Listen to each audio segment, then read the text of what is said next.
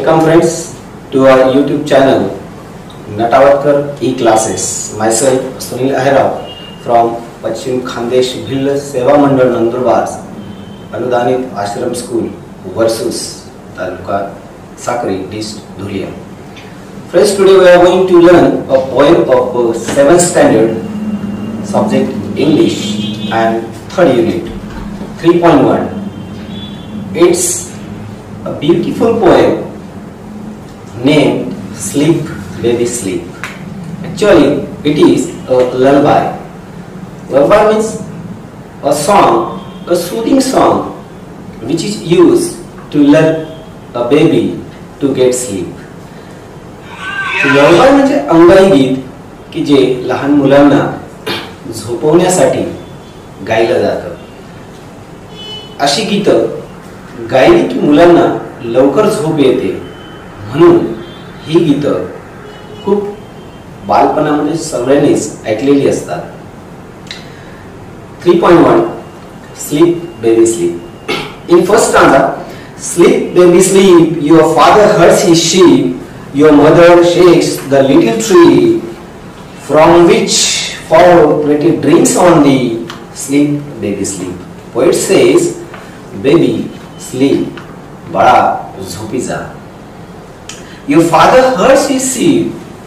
तुझे बाबा, तुझे वडील त्यांना चारण्यासाठी घेऊन गेले. Your mother shakes the little tree from which fall pretty dreams on thee. आणि तुझी आई एक छोटंसं झाड हलवते की ज्याच्यावरून सुंदर सुंदर अशी स्वप्न खाली पडतायत. म्हणून बाळा तू झोपी जा. A beautiful description is given in a first stanza. In a second stanza, what say, sleep baby sleep, the heavens are white with sheep, for they are lamps, those stars so bright, and the moon is shepherd of the night. Sleep baby sleep. बाळा झोपी जा. कवी म्हणतो की हे आकाश या मेंढ्यांनी पांढरशुभ्र झालेलं आहे आणि त्याचे जे लॅम्प्स म्हणजे कोकरू आणि त्या कोकरून जणू काही या आकाशामध्ये ताऱ्यांसारखे चमकत आहेत, शुभ्र. म्हणून हे आकाश मेंढ्या आणि कोकरूंनी भरून गेलेलं आहे, प्रज्वलित झालेलं आहे. And the moon is shepherd of the night. Sleep baby sleep. आणि हा चंद्र मेंढपाळाचं काम करतोय. A beautiful comparison is given here in the second stanza by poet. Poet says that as the shepherd takes care of his lamb and sheep, in the same way moon is taking care of all the stars in the sky. ज्याप्रमाणे मेंढपाळ आपल्या मेंढ्यांचं आणि कोकरूंचं संगोपन करतं, काळजी घेतं, त्याचप्रमाणे चंद्र जणू त्या आकाशातल्या ताऱ्यांची काळजी घेतो आहे. Poet in the second stanza describes a night in a beautiful manner. In third stanza, poet says, sleep baby sleep, and I will give thee a sheep. Poet promises a gift to a child to lull child to get sleep.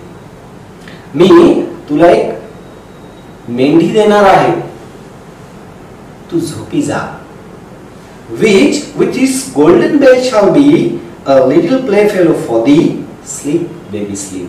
मी तुला एक मेंढी देणार आहे, अशी मेंढी देणार आहे की जिच्या गळ्यामध्ये सोनेरी घंटा असेल आणि ती तुला खेळण्यासाठी खेळगडी म्हणून मदत करेल, तुला खेळण्यासाठी सवंगडी होईल. म्हणून तू झोपी जा. In the third stanza, poet promises to give a gift to a child so that the baby can get sleep. In fourth stanza, poet says, sleep baby sleep, and bleat not like a sheep, or else the shepherd's angry dog will come and bite my naughty rod. Sleep baby sleep. In third stanza, poet threatens in a loving manner. आई त्या बाळाला घाबरवते, पण प्रेमळपणे, प्रेमाने त्याला घाबरवते की हा कुत्रा येईल, शेपटचा रागावलेला कुत्रा येईल आणि तो त्या खट्या बाळाला, या ढोंगी बाळाला की जो ऐकत नाही, आई त्याची विनवणी करते, आई त्याला झोपवण्याचा प्रयत्न करते, पण ते बाळ झोपत नाही, त्या आईचं ऐकत नाही, असं ते ढोंगी बाळ रॉक. आणि म्हणून आई त्याला सांगते की बाळा लवकर झोप, नाहीतर तो मेंढपाळाचा रागावलेला कुत्रा येईल आणि तुला चावा घेईल, तुला चावेल, म्हणून तू लवकर झोपी जा. Sleep baby sleep, go out and herd the sheep. Go out you barking black dog go, and waken not my baby so. Sleep baby sleep. In a fifth and last stanza of the poem, Sleep baby sleep, poet says, बाहेर जा आणि मेंढ्याचा, मेंढ्यांकडे बघ, त्यांची काळजी घे. Go out आणि barking black dog, त्या कुत्र्याला म्हणते, अरे काळ्या कुत्रा जा तिकडे आणि त्या मेंढ्यांकडे लक्ष दे, माझ्या बाळाकडे येऊ नको. आणि woken not my baby so, आणि माझ्या बाळाला जागू नकोस, तू बाहेर निघून जा आणि माझ्या बाळाला झोपू दे. आणि मग आई बाळाला सांगते, sleep baby sleep. In last stanza poet removes the threat and makes the child feel safe. म्हणजे आई त्या कुत्र्याला बाहेर हकलते आणि बाळाला सुरक्षित आहे याची जाणीव करून देते आणि मग बाळाला सांगते की बाळा आता झोप. Thank you friends. Now we will see the workshop of this poem on page number 60.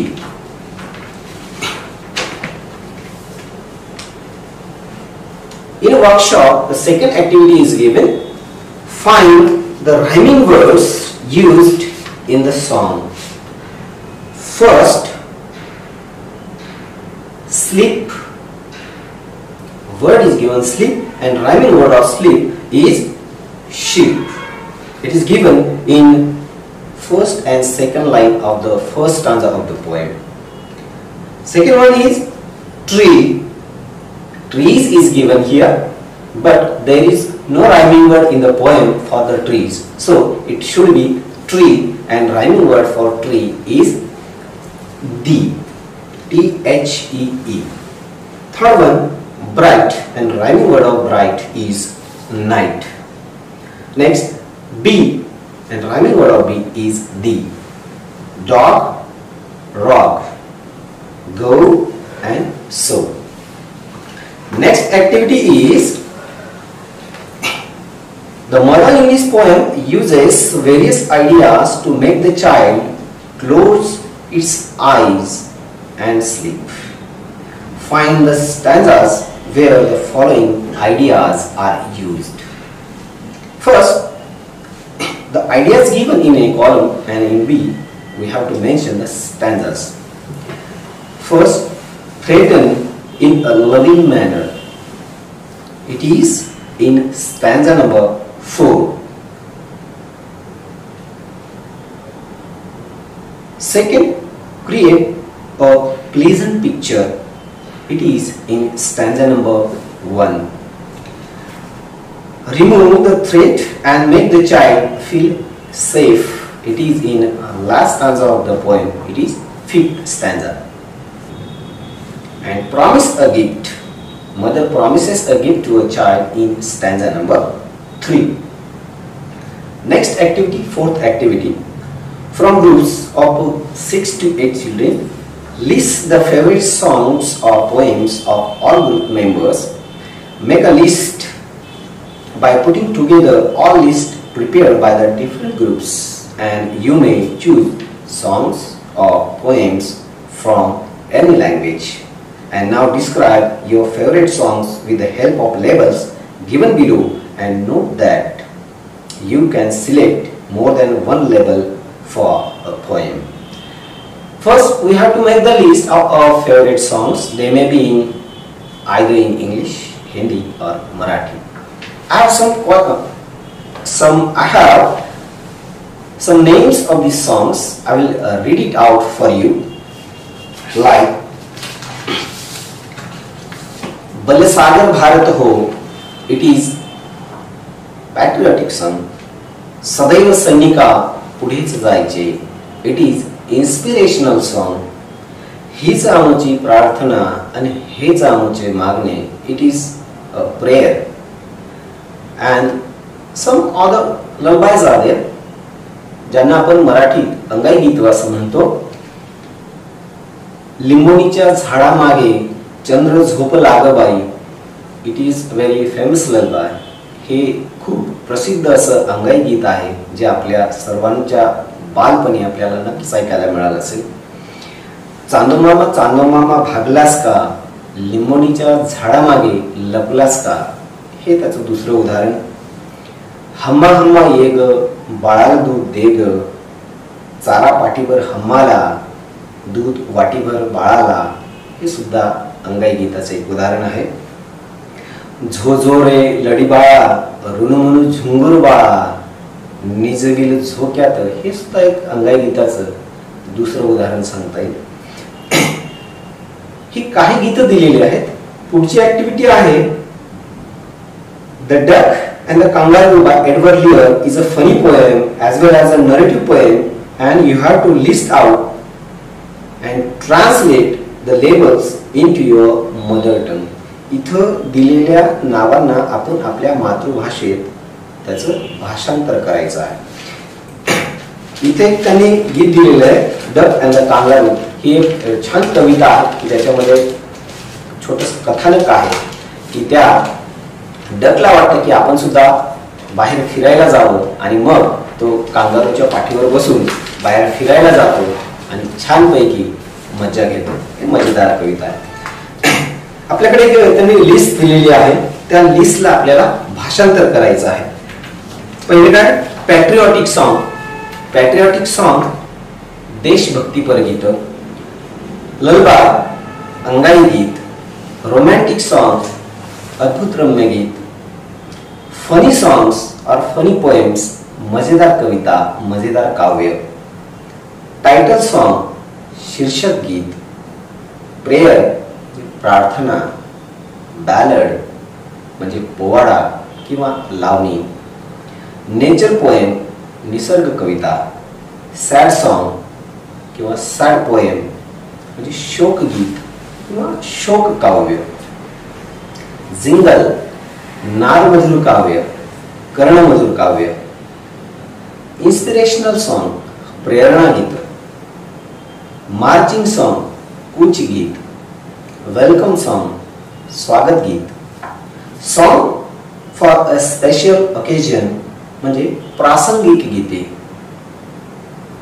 Narrative poem कथा काव्य किंवा कथनात्मक गीत किंवा कथनात्मक कविता,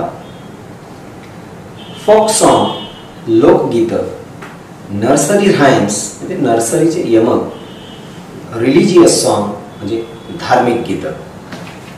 थँक्यू फ्रेंड्स.